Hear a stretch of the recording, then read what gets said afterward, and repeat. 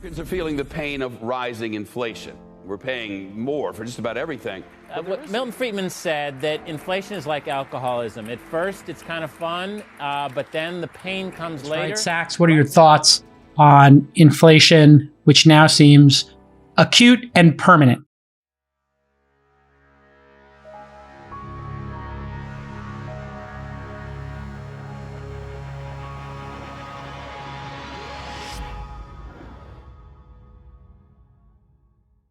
How not to panic about inflation. That did not age well. Quote, are businesses actually starting to set prices and wages based on the expectation of high future inflation? If they aren't, and my bet is they won't be, then the lesson of 2010 to 2011 will remain. Don't panic. Remember when it was at about 5.1% over the summer that the administration said, no big deal. This is transitory. Don't panic. Then it went to 6.2. Now it's 6.8. Looks like it's headed to 7%. And the real problem here is that these guys, the administration, have not adjusted course in light of this data. What they've tried to do instead is now speciously claim that the same bills that they had written and conceived, the Build Back Better bill, somehow, even though it was conceived at a time that was really deflationary, that somehow this is going to fight inflation. They're essentially repurposing. They're just changing the arguments they're using as opposed to changing their legislative priorities. And just today, we got a report from CBO saying that this Build Back Better bill wasn't going to cost $2 trillion, like the administration said. It's going to cost $5 trillion and add $3 trillion to the deficit. Over 10 years, correct? Over 10 years, if those programs are not sunsetted. So there's a bunch of budgetary gimmicks that were put in the bill.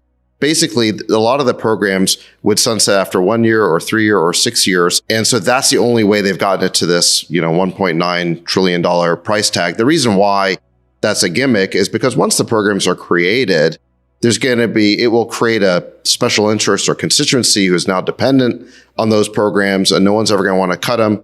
Well, I think we did a pretty good job of unpacking the Great Resignation. I think it was last pod. So, right, remember, there are three structural issues at play in the jobs front. One is that you have this really meaningful under-immigration that's happened because of Trump. The second was you've had a big mismatch between the degreed classes in America and the jobs that they can have for what they think they should earn, meaning you go to school, you get into all this debt, you try to become a teacher or something, and then you realize you can make more at an Amazon warehouse. And then the fourth is you have all these boomers with an enormous amount of savings, 30, 40, 50 trillion dollars, who are pulling forward their retirement and also subsidizing their kids. You put it all together, there's less of an incentive to be in the job force unless you pay higher wages. Now, let's just put a pin in that for a second. I think the thing that Sachs talked about is really important, which is that we have to really figure out whether inflation is transitory or it's persistent and it's here.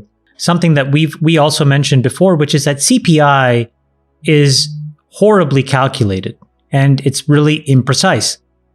And if you unpack CPI, there's something, Price Index, the Consumer Price Index, there's something in there, a component of it, that's very important, which is called the owner's equivalent rent, right? How much can somebody basically charge rent to other people?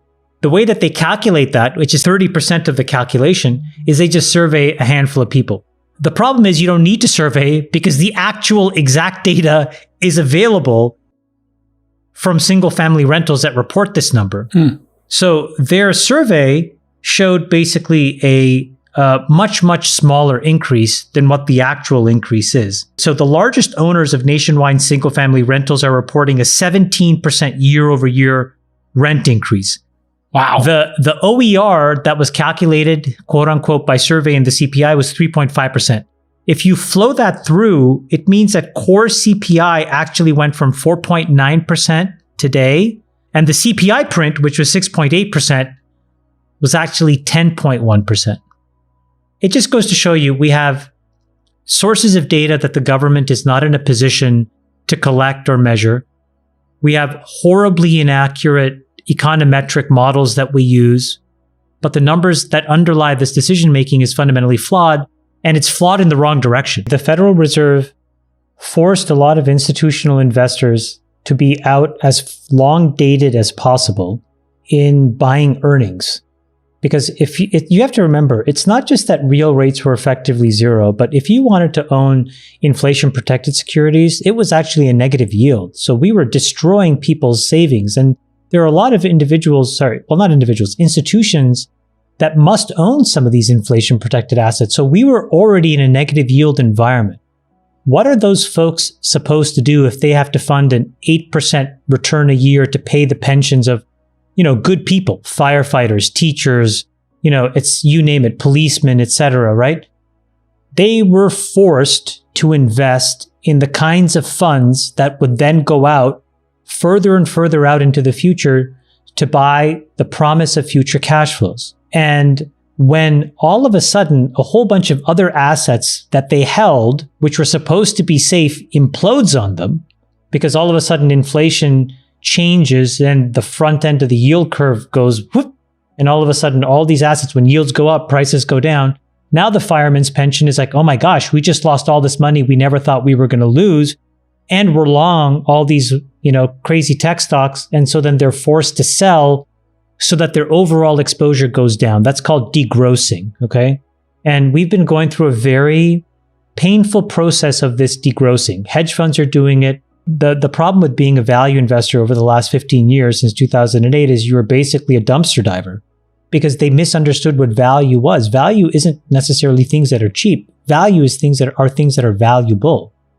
And over the last 15 or 20 years, what was once a question is now definitive, which is that the things that are valuable tend to be technological because they're super high margin, they grow really quickly, they compound, they create enormous cash flows at scale.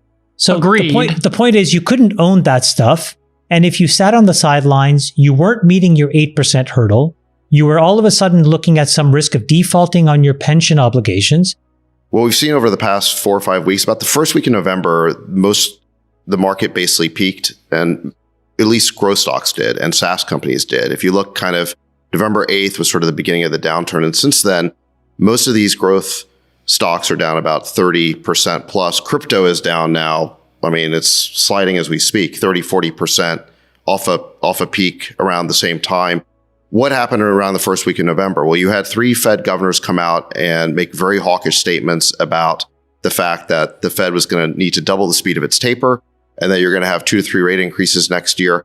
And so basically, we went from being in a low interest rate environment, which has been the case, not only just low interest rate environment, low interest rates with massive stimulus and pumping out of Washington by both the Fed and by Congress. The amazing thing that I'm seeing right now is that every investor I know is having the same conversation. It doesn't matter whether you're a SaaS investor or a real estate investor or a crypto investor. They're all having the same conversation, which is, what are interest rates going to do? How much liquidity is that going to suck out of the system? And how much of the boom that we've experienced over the last couple of years has been because of this unnatural liquidity that's been pumped into the system? I remember when I had to do my first layoff at AOL. And there was a lot of those rifts. And I remember the first one, I was in my early to mid 20s as a manager. And we had 3 or 4 people or whatever. And I remember distinctly that AOL had this policy at the time, because I guess they had maybe like tens of thousands of people, employees, lots of call center as an example. And they've had to have rifts before. And I just remember being seared in my mind because never having done it before, I was like sweating profusely, really nervous. I didn't know what to say. I felt really bad. I felt very guilty. And then you learn how to do these things. And there is a very humane way to try to do these things. It's never the best thing to do, but you try to give people a fair exit package and all of these things. Let me put that aside because I think what Friedberg said is so good and so important. The root cause of why this is here, as far as I can tell, is not a company that doesn't have consumer demand. It's a company that may have been mismanaged for growth to meet the consumer demand because of too much money, or to actually have the discipline to hit the brakes and say, I don't need it. I don't know what to do with it. I'm not ready to take it. I need to figure out my business model. Those are 2 different kinds of decisions. There's going to be layoffs in both. But if he actually came at it from the perspective of, listen, guys, we've been growing methodically and there's just been a structural change, or for example, rates are ticking up, there's a lot less demand and we have to right size the company, that's a very different statement than maybe we overgrew because we were drunk on free money And now we have to realize that we actually have too much capacity for the demand that actually exists.